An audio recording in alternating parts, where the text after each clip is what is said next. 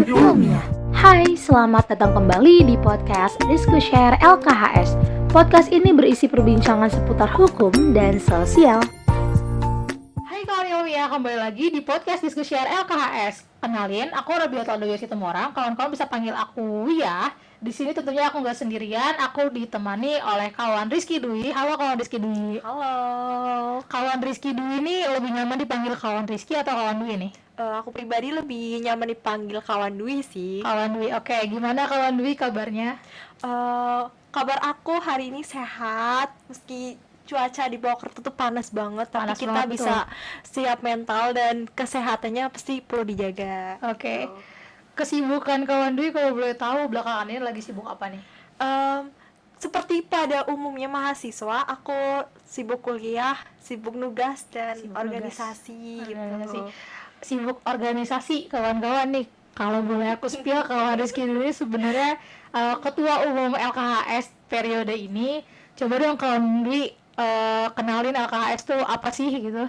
Jadi kalau misalnya kita telah lebih lanjut nih, LKS itu Oke. singkatan dari Lembaga Kajian Hukum dan Sosial, di mana lembaga ini bergerak di bidang keilmiahan dan mewadahi mahasiswa, khususnya mahasiswa Fakultas Hukum, untuk berdiskusi dan mempelajari ilmu-ilmu hukum dan sosial. Oke. Gitu kawan Wia. Berarti LKHS adalah salah satu unit kegiatan mahasiswa di Fakultas Hukum Unsud gitu ya? Ya, betul. Nah, kawan-kawan, podcast ini adalah salah satu program kerjanya LKHS gitu. Jadi podcast ini adalah podcast perdananya LKHS di periode 2023, yang mana salah satu kegiatan yang pastinya dinanti-nanti banget nih sama kawan-kawan semua. Dan di topik podcast kita kali ini, kita bakal ngebahas tentang keterwakilan perempuan melalui batas affirmative action 30% pada pemilu legislatif. Jadi, kita bakal ngomongin tentang pemilu karena dikit lagi udah mulai panas nih ya kalau Iya, di betul. kondisi-kondisi Kapan pemilu. tuh kawan Wia? Kapan tuh? Pas lagi hari kesayangan tuh, Iya, gimana tuh? betul. 14 Februari 2024. Kita bakal ngomongin pemilu, tapi kita bakal spesifikinnya ke perihal keterwakilan perempuan nih. Dan mungkin akan lebih ke pemilu legislatif gitu ya. Tentang affirmative action 30%. Aku mau denger dulu dari kawan Dwi, sejauh mana sih kawan Dwi mengartikan kebijakan afirmatif tersebut? Nah, affirmative action ini bisa kita sebut dengan kebijakan afirmatif, yaitu sebuah tindakan khusus semacam pemaksaan untuk pemerataan dalam suatu kelompok yang mengalami diskriminasi. Nah, nuansa politik di Indonesia juga itu masih mengalami diskriminasi. Diskriminasi ini diskriminasi gender yang dalam jumlah perempuan yang berpartisipasi aktif di dalamnya itu salah satunya adalah sisi keterwakilan perempuan gitu. Nah, affirmative action 30% ini adalah kuota 30% caleg perempuan yang merupakan suatu affirmative action yang berisi suatu kebijakan kuota bagi perempuan agar bisa masuk ke dalam jajaran politik melalui calon legislatif. Nah, rumusan ini sebenarnya tuh sangat lentur karena tidak mengandung unsur sanksi, namun dianggap sebagai terobosan penting dalam upaya peningkatan keterwakilan perempuan melalui kebijakan politik. Tuh. Oke, berarti adanya kebijakan ini pertama dari dilatar belakangnya dengan diskriminasi gitu ya terhadap golongan-golongan rentan khususnya perempuan gitu ya. Iya, betul. Oke, sebelum kita masuk ke kebijakan ini lebih dalam, ngomongin kebijakan lebih dalam, kita tarik garis dulu gitu kalau gitu ke historisnya perempuan. Kalau boleh tahu kenapa sih perempuan ini bisa dianggap sebagai golongan rentan gitu? Nah, sebenarnya dalam masyarakat patriarki itu menempatkan perempuan dan anak itu dalam posisi lebih rendah daripada laki-laki dewasa. Di banyak budaya dan masyarakat, perempuan dan anak itu berada dalam pengaturan dan kontrol yang menyebabkan mereka itu tidak mempunyai posisi dan kekuasaan, termasuk untuk diri dan kehidupan pribadi mereka sendiri. Nah, kita lihat nih sejarah perempuan dari awal peristiwa perang, terus pemerkosaan oleh tentara perang, lalu pemaksaan perempuan menjadi wanita penghibur, lalu stigma kuat peran perempuan dalam hal domestik, terus tidak ada kesempatan perempuan untuk menempuh pendidikan. Artinya dalam ini tuh sumber daya manusia perempuan ini menjadi lambat. Dan terakhir itu tentang perempuan ini menduduki kursi parlemen, rasanya itu menjadi imajiner yang masih abu-abu dan pasti agak sulit untuk dilakukan dan diwujudkan gitu. Oke, menarik. Perempuan menduduki kursi parlemen itu hanya imajiner, kayak angan semua aja gitu ya. Tuh. Dan juga kita bisa tarik garis kayak tadi adanya perang yang kayak dipaksa untuk jadi apa ya, Wanita penghibur wanita gitu. penghibur, terus jadi uh, ininya seksualitas para anggota-anggota perang itu, pembunuhan, seksual. iya, pembunuhan hasratnya itu. Oke, kalau tadi latar belakang anggapan perempuan itu sebagai golongan rentan. Kemudian gimana sih latar belakang adanya dobrakan kebijakan afirmatif ini tuh kenapa gitu? Dimulai dari apa? Pastinya dari sisi politiknya Indonesia ya.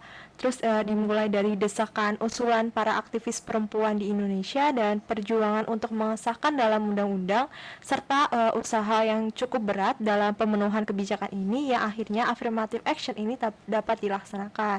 Nah, sulitnya perempuan dalam partai atau pencalon itu ada dua hal. Itu ada sebagai masyarakat awam itu yang tidak tahu bagaimana budaya internal dari partai.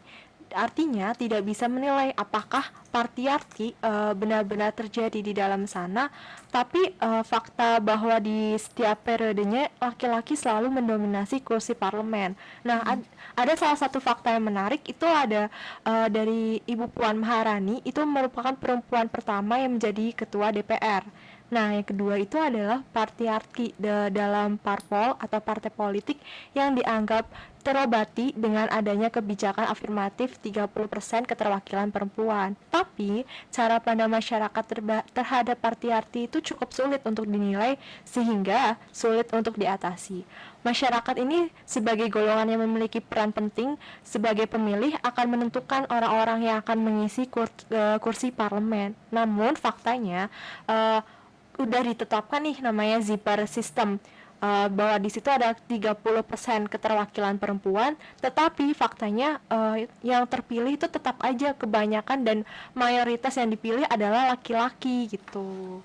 Berarti ditarik dari dua aspek tadi ya, dari internal partai politik sama dari masyarakatnya. Iya, Tadi kan tadi kawan Dwi ini sempat bilang kalau kita nggak bisa nilai kondisi atau kesehatan patriarki di partai politik seperti apa ya, karena kayak ya kita nggak bisa nilai apakah benar-benar ada patriarki di sana atau ini cuman anggapan-anggapan masyarakat aja atau gimana. Tapi kan fakta, kalau tadi Puan Maharani aja sebagai perempuan pertama yang berhasil duduk di kursi DPR gitu kan, itu salah satu fakta yang memperkuat anggapan-anggapan tersebut gitu kayaknya. Terus dari masyarakat juga kita nggak bisa nilai apakah emang masyarakat tuh memilih dengan pandangan patriarki sehingga kayak 30% ini nggak terpenuhi, atau sebenarnya pandangan-pandangan patriarki itu nggak ada, cuma kita kayak berpikir-pikir aja ini sekarang gitu. Tapi ya itu lagi faktanya, kalau mau diadain zipper system pun tetap aja gitu nggak terpenuhi gitu kan. Berarti dugaan kita tuh ada fakta-fakta yang real di masyarakat itu sendiri gitu. Ya, oke, paham. Oke, kalau gitu sebenarnya regulasi tersebut menurut kawan Dwi ini udah cukup belum sih? Ada nggak regulasi seperti apa yang bisa mengatur ini supaya keterwakilan ini tercapai, dan sudah cukup atau belum, cukup efektif atau belum, atau justru berlebihan atau justru nggak berdampak, atau gimana nih menurut kawan Dwi? Nah, sebenarnya kita bisa cermati tentang 3 alasan atau faktor, itu tentang penentuan bacalek. Yang kedua itu tentang zipper system, dan yang ketiga nanti adalah permasalahan di PKPU tentang 30% ini dibulatkan ke bawah, tetapi hal ini tuh sudah direvisi KPU untuk dibulatkan ke atas. Nah, yang pertama itu tentang penentuan bacalek, itu walaupun secara konseptual pro dan kontra atas kuota minimal perempuan itu sama kuat. Nah, di dalam pihak kontra ini itu meragukan keterwakilan kuota 30% untuk perempuan di parlemen tidak bisa dicapai karena banyak caleg perempuan yang tidak berada pada nomor urut jadi. Nah, alasannya juga kenapa? Karena adanya anggapan bahwa SDM perempuan itu belum memenuhi persyaratan untuk terjun ke ranah politik akibat faktor-faktor pendidikan, pengalaman, dan keahlian yang tadi kita bahas sebelumnya. Dan walaupun demikian, pihak kelompok pro ini tentang kuota 30% ini tidak terhenti begitu saja. Namun mereka itu tetap melakukan pertemuan-pertemuan ataupun seminar untuk tetap memperjuangkan usulan affirmative action 30% keterwakilan perempuan ini gitu.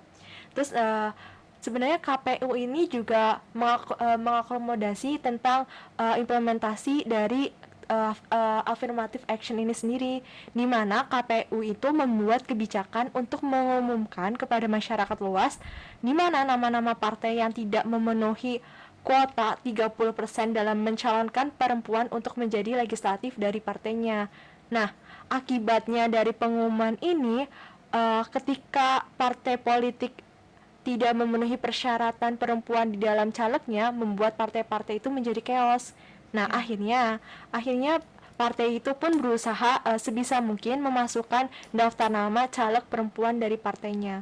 Tapi akibatnya ini juga menimbulkan sisi negatifnya, karena pencalonan ini mungkin bisa dianggap hanya sekedar memenuhi kuota saja, karena maka nama-nama yang dimasukkan itu hanya sekedar nama dengan nomor urut yang jauh sekali untuk dipilih. Jadi ada kesan asal perempuan saja gitu. Formalitas gitu ya. Tuh. Oke.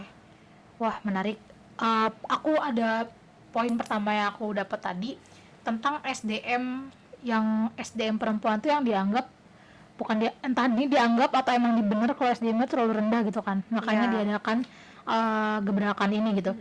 Tapi selain SDM kan ada faktor eksternal dari perempuan itu sendiri, kayak dari keluarga dia, misalnya pandangan-pandangan patriarki yang masih dimiliki sama suaminya yang bikin dia nggak bisa bergerak ke ranah politik gitu misalnya. Terus kayak SDM tadi rendah karena mungkin masih kurang ngerti terhadap partai atau perpolitikan itu seperti apa. Nah, itu ada nggak sih solusi-solusi terhadap hal itu atau terhadap untuk menanggulangi SDM perempuan ini?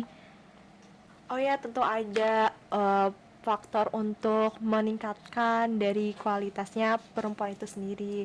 Terus nanti ada kaderisasi, terus ada nanti pendidikan, utama itu dari partai politiknya itu sendiri.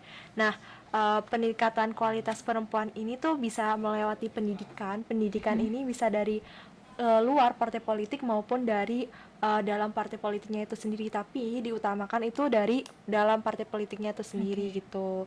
Terus aku juga pernah sempet ini loh, kayak pernah baca-baca dan dengar kalau misalnya ada pendidikan di luar itu, di luar partai politik itu yang lebih masif dan lebih kayak mempunyai dampak yang lebih signifikan buat perempuan.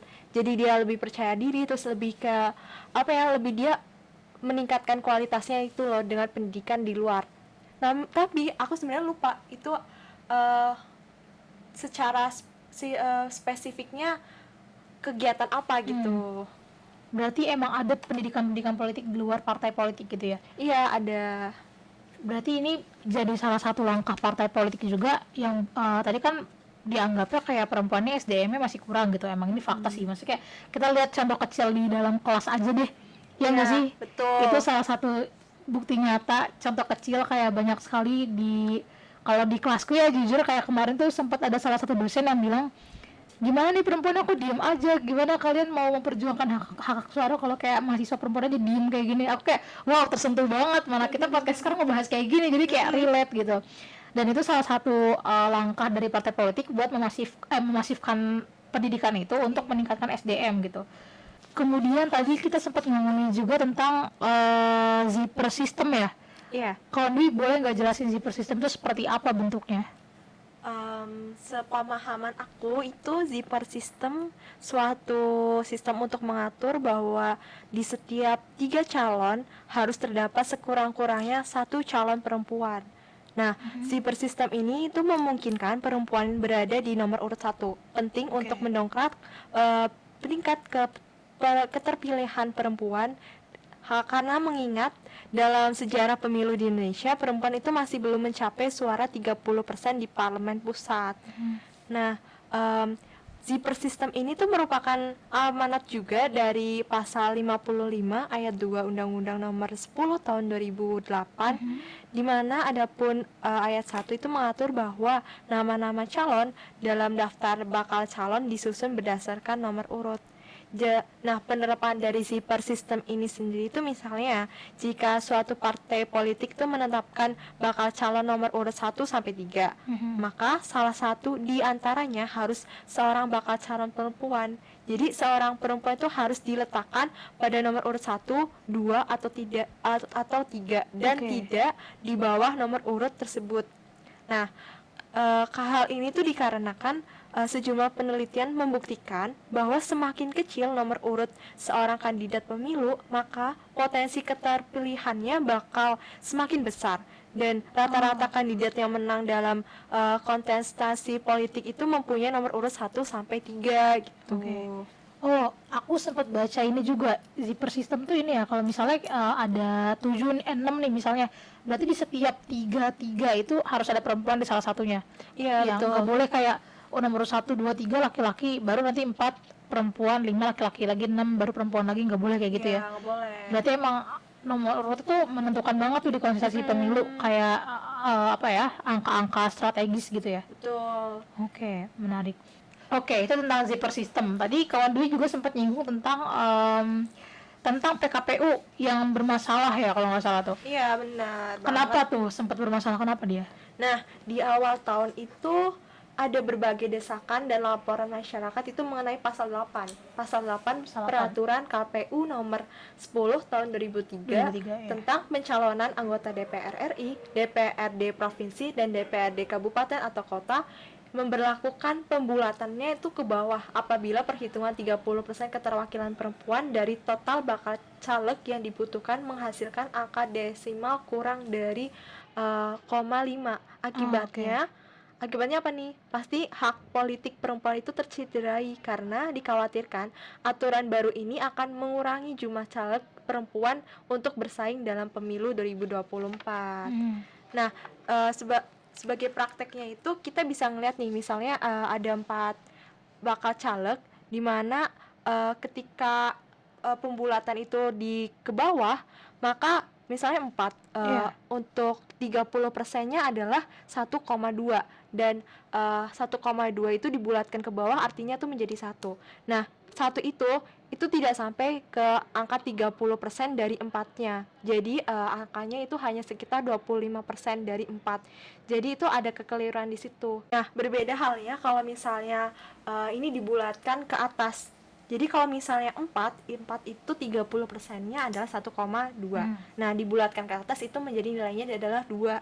Dan 2 ini tuh merupakan nilai yang 50% dari Dari angka 4. 4 itu. Iya. Nah, 50% ini merupakan syarat minimal dari 30% dari keterwakilan perempuan itu sendiri, dan itu pasti memenuhi dari persyaratan dari undang-undang tersebut gitu. Nah, karena minimal 30% ya. Jadi Iya, kalau misalnya betul. 50% ya lebih bagus justru kan.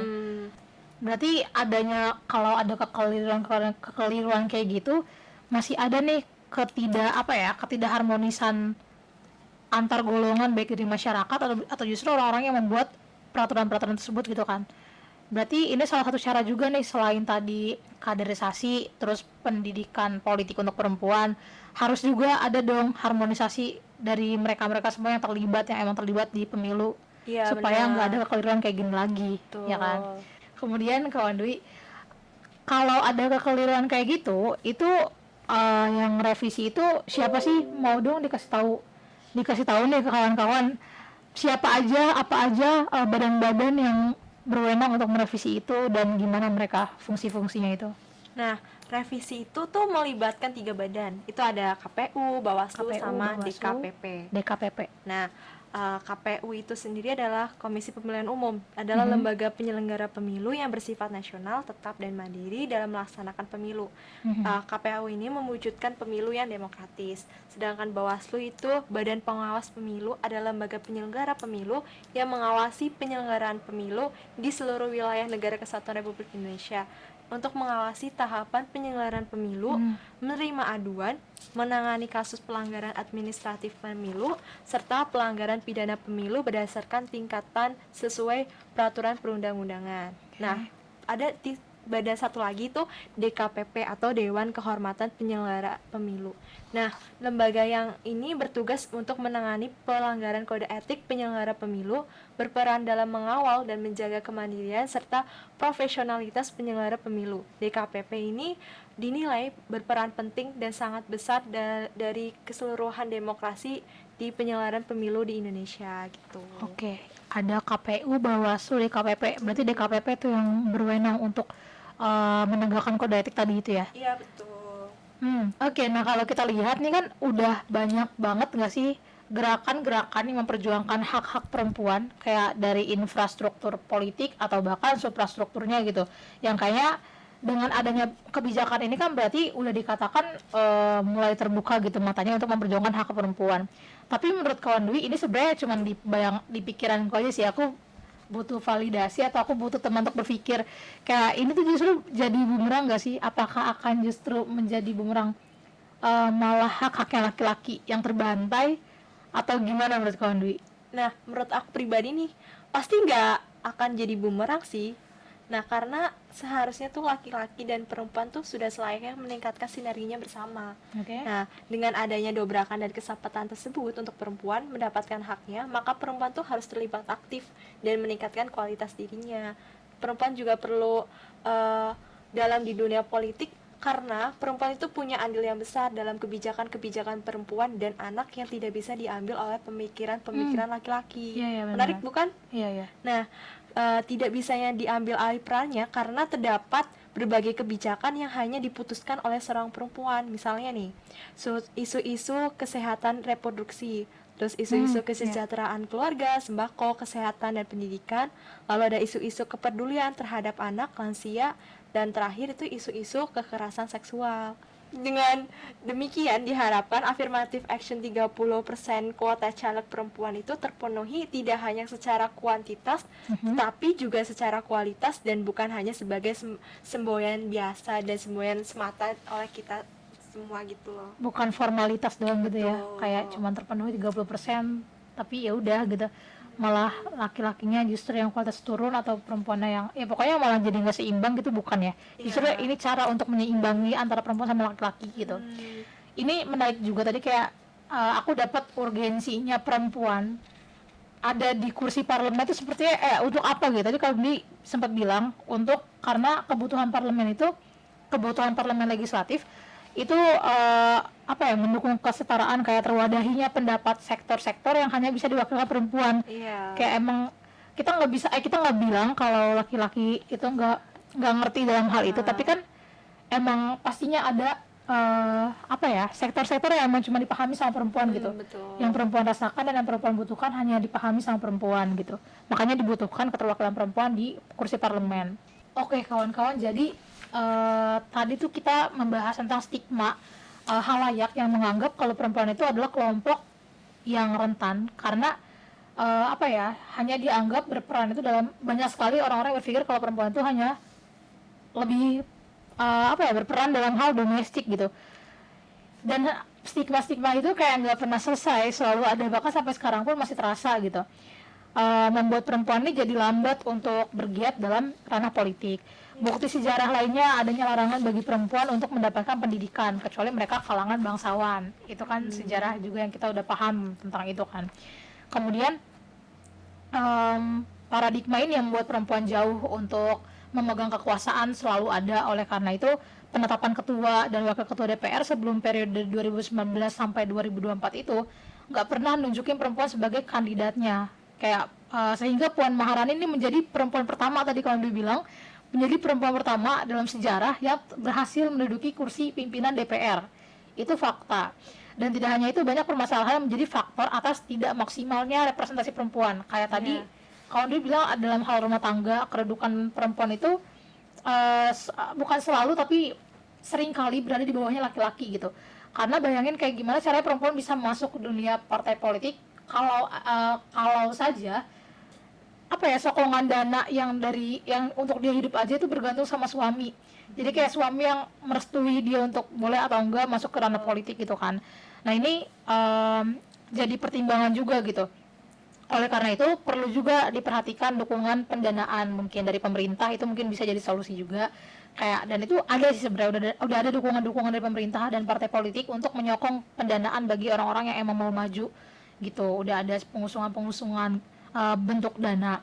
Kemudian juga ada faktor tenggang rasa tadi yang disebutkan, tenggang rasa antara orang-orang yang terlibat dalam pemilu dan juga bahkan masyarakat, sampai ada kesalahan tafsir dalam peraturan KPU tadi ya. Itu juga harusnya ya diharapkan tidak akan terjadi seperti hal itu lagi, karena ya itu merugikan banget kalau itu terjadi lagi gitu. Terus juga ada banyak banget laki-laki, nggak pakai banget, banyaknya laki-laki yang menduduki kursi parlemen, kursi pimpinan partai maksudnya, pimpinan partai itu menjadi pengaruh atas penyeleksian kandidat legislatif yang tidak proporsional, terutama dalam hal gender. Jadi kayak dimana tidak banyak dukungan dari partai politik kepada perempuan untuk diusungkan menjadi kandidat, karena yang menduduki kursi-kursi pimpinan di partai politik itu kebanyakan laki-laki gitu. Iya, betul. Jadi mereka suka seringkali, mungkin aja ini cuma anggapan lagi-lagi, tapi ya anggapan kami didasarkan dengan fakta-fakta yang tadi kami sebutkan gitu. Cuma ya itu tadi, seringkali perempuan tuh dianggap nggak kompeten dalam hal berpolitik gitu. Makanya dia tidak diusungkan, dan tidak jarang juga perempuan ya tadi diragukan, terlebih tidak banyak perubahan signifikan dari perempuannya itu sendiri. Kayak perempuannya juga mungkin dari faktor perempuannya juga yang kurang niat atau kurang mengasah kualitasnya gitu ya mungkin.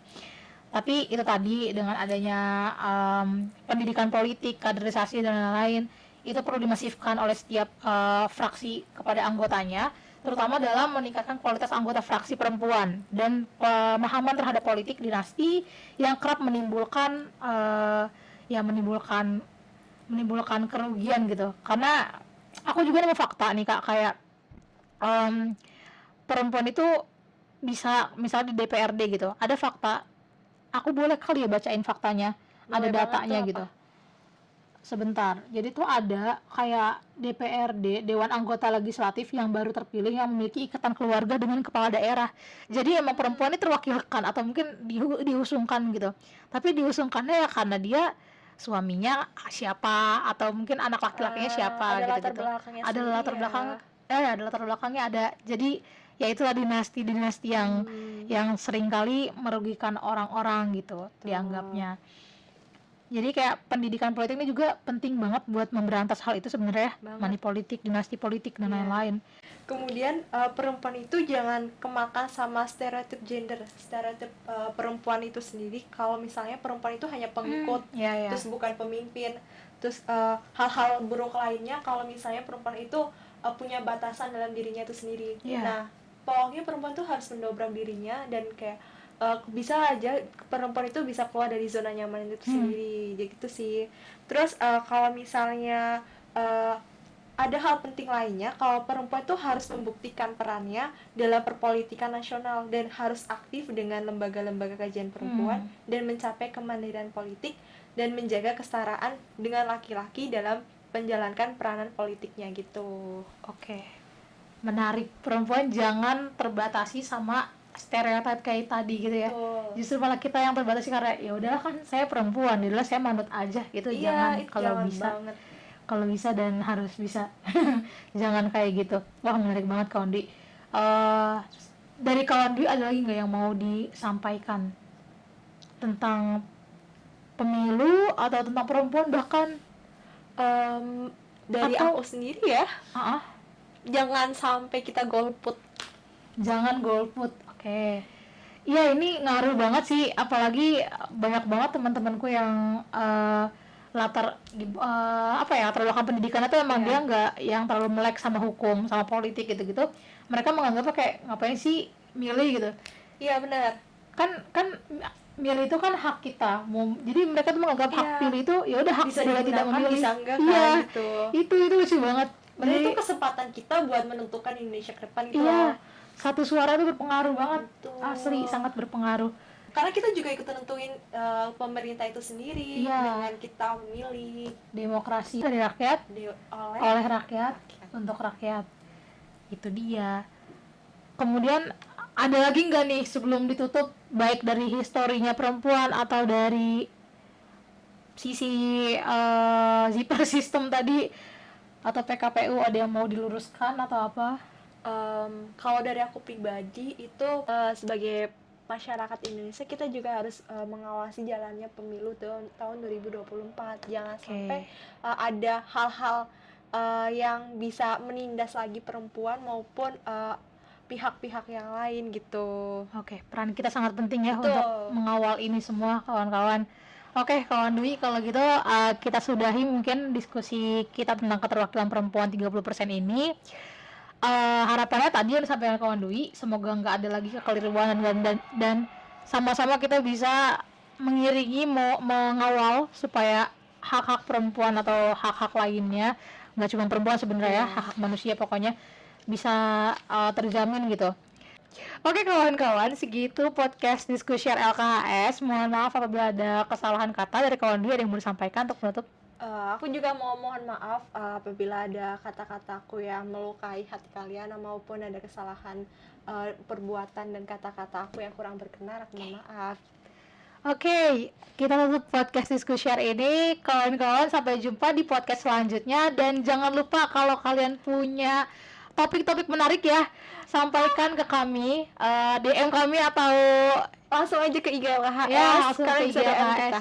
Betul, sampaikan topik apa yang perlu kita bahas di podcast berikutnya. Dadah, sampai jumpa di podcast Dadah. berikutnya. Sampai jumpa.